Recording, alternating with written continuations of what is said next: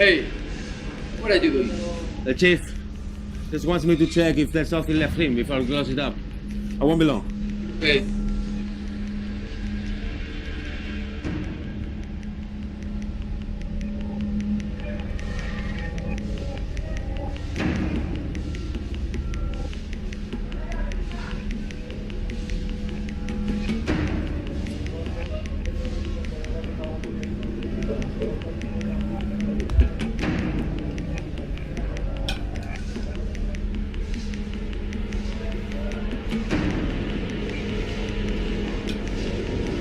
George? George! Breathe! Breathe! George, Haskalak! George! George! George! George! George! Entering a space can be dangerous because the atmosphere inside may not support life. It's essential that you stop and think, am I following procedures? Have I taken the necessary precautions? If not, you'll put people at risk, including yourself. The IMO defines an enclosed space as an area on board which has limited openings for entry and exit, inadequate ventilation, or is not designed for continuous worker occupancy. But any space can be dangerous, not just those that are defined as enclosed. They may contain poisonous or flammable gas. They might have insufficient oxygen to support life. Or workers may be overcome by a dangerous enclosed space atmosphere because they have not taken precautions. An unconscious crew member in an enclosed space is very difficult to recover. This is because of the hazardous nature of the space and the obstructions present. Rescuers also need to wear breathing apparatus, which takes time to safely don, and the equipment itself makes a rescue operation more difficult.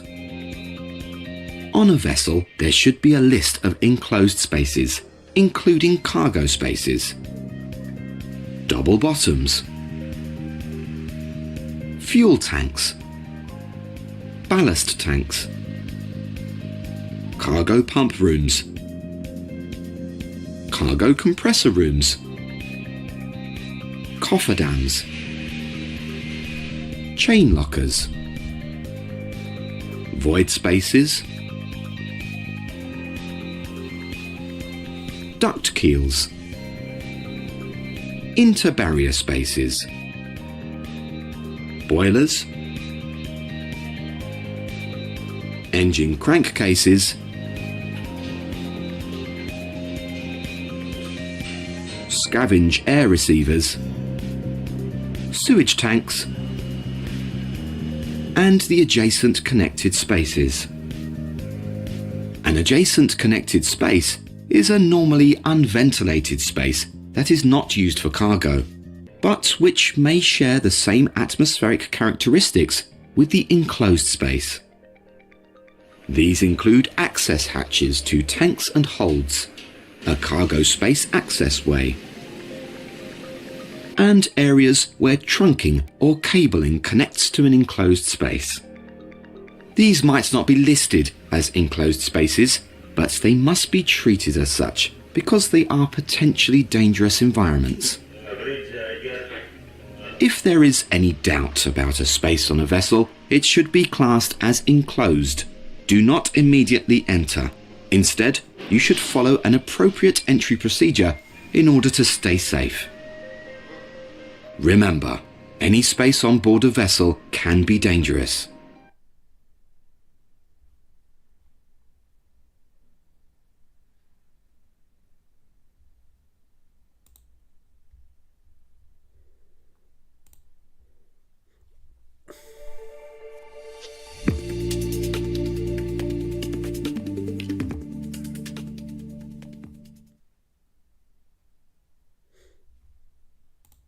One major hazard in an enclosed space is the atmosphere. The oxygen level might be below that required to support life. There may also be poisonous gas present, such as hydrogen sulfide, nitrogen and carbon monoxide, which can be fatal when breathed in. And there may also be long-term health effects that are caused by the carcinogen benzene. There may also be flammable hydrocarbon gas present and hydrogen sulfide, which are both flammable and toxic. You should always use a meter to assess the level of oxygen before entering an enclosed space. This should be done at various levels within a large space, and particularly at the work area. Normal air contains approximately 21% oxygen. But this is reduced when rusting is present, as the rusting process uses oxygen from the enclosed air. These kinds of spaces include water ballast tanks, chain lockers, and duct-keeled spaces. But they can be any area where rusting is taking place. Portable oxygen testing equipment consists of a sensor with a readout, which indicates the percentage of oxygen present within the space atmosphere. The device is used by a person in the space, or remotely using a probe or sample tube.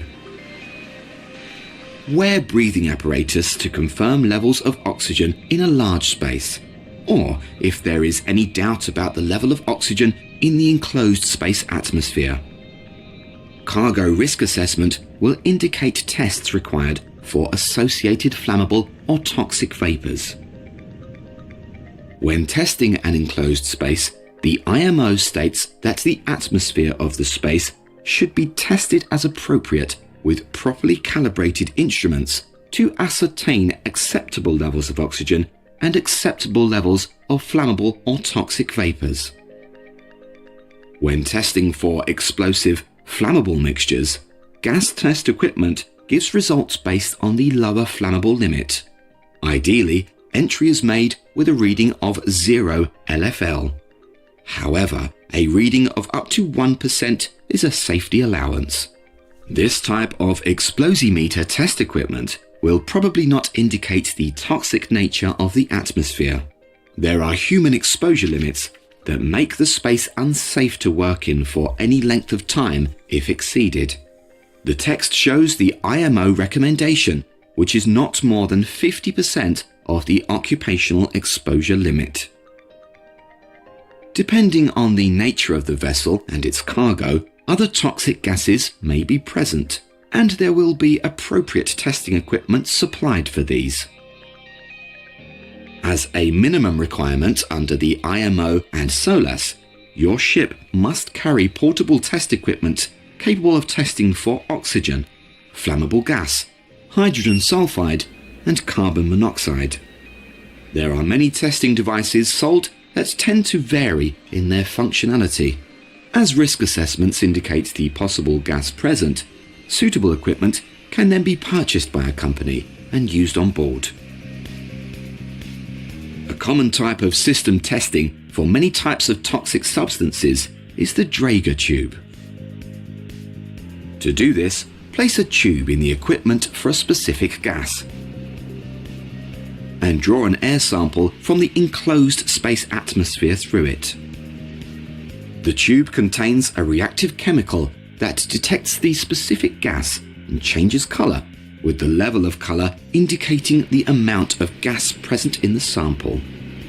Additionally, semiconductor-based testing devices are available, and these are also designed to test for a specific toxic substance.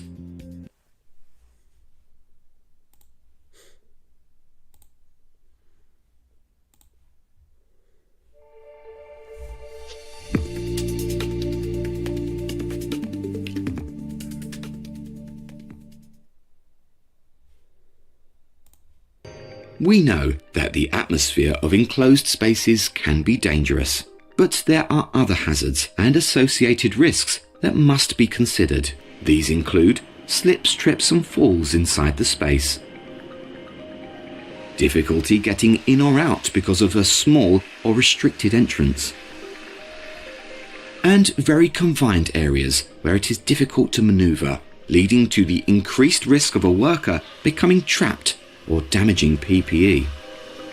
Similarly, poor lighting can increase the risk of walking into objects. High temperatures can cause heat exhaustion. And there is also increased risk of dropped objects and drowning within the space. When deciding what PPE to wear, a lot depends on the nature of the work, the state of the enclosed space, and what was previously within the space. It is a SOLAS requirement that persons entering enclosed spaces should be provided with calibrated and tested multi-gas detectors that monitor the levels of oxygen, carbon monoxide, and other gases as appropriate.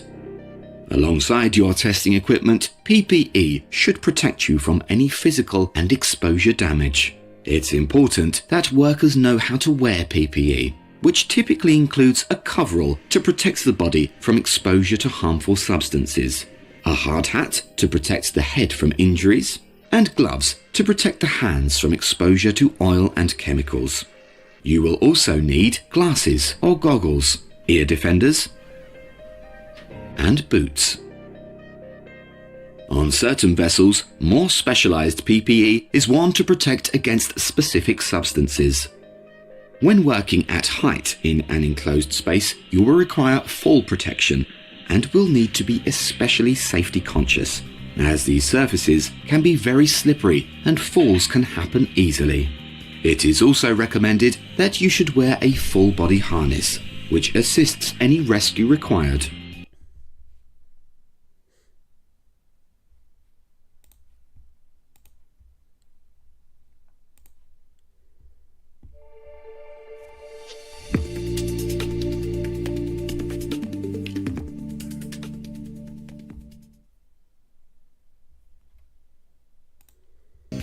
It's essential that you prepare properly before entering an enclosed space. Ensure the space is free from any liquids, that all machinery has cooled down, and that the space is well ventilated. A competent person should undertake a full risk assessment and then complete an enclosed space entry checklist. An enclosed space entry permit should then be filled out and signed off by a responsible person and the worker in charge of the task, both of whom should be trained in enclosed space hazard recognition, evaluation, control, and elimination. According to amendments made to SOLAS Chapter 3 in January 2015, crew members need to be trained and drilled for enclosed space entry, which should take place at least every 2 months. The crew who are assigned to undertake the work will be briefed on the operation, with a focus on safety. This will include potential hazards of the space, which may be rusting, lighting and limited access spaces, and individual roles will be assigned. Other members of the crew also need to be informed as to the time and nature of the work. And lockout-tagout should be used on any pipelines in the space. The enclosed space needs to be fully ventilated for long enough to ensure its atmosphere is safe. To ensure a representative sample is taken, ventilation should be stopped for 10 minutes before the pre-entry atmosphere tests are started. Initially, a large space is tested remotely with a rubber sample tube attached to the meter. It needs to be tested for oxygen and toxic gas levels if they are suspected to be present, with each reading recorded. There should be 21% oxygen present. Flammable gas or vapor should ideally be 0%.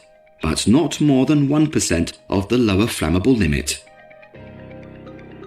and not more than 50% of the occupational exposure limit of any toxic vapors and gases. Tests for specific toxic contaminants, such as benzene, may also be necessary, depending on the nature of the previous contents of the space. It's also essential that there's an effective rescue plan with emergency equipment standing by. Before use, personal atmosphere testing devices should be calibrated and tested.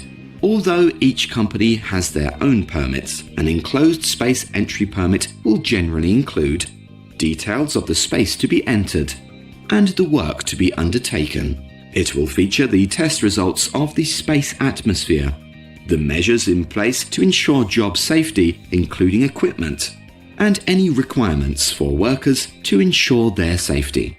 As with other permits, it will have the date and time of the entry, the duration of the permit, and the signatures of the responsible person, the competent person, and possibly the workers responsible for carrying out the work, as well as any restrictions or specific requirements of the operation, and a signature by the responsible person that cancels the permit.